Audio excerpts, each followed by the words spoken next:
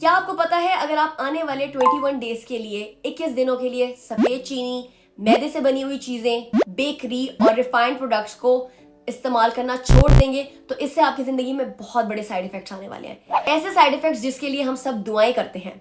आपकी कमर पतली हो जाएगी, बेली फैट बिल्कुल खत्म हो जाएगा। इसके साथ साथ आप अपनी उम्र से 10 साल छोटे लगेंगे। आपकी स्किन इतनी फ्रेश हो जाएगी, आप देखेंगे कि आपके स्किन पे जो दाने हैं, एक्नी है, वो खत्म होती जा रही है।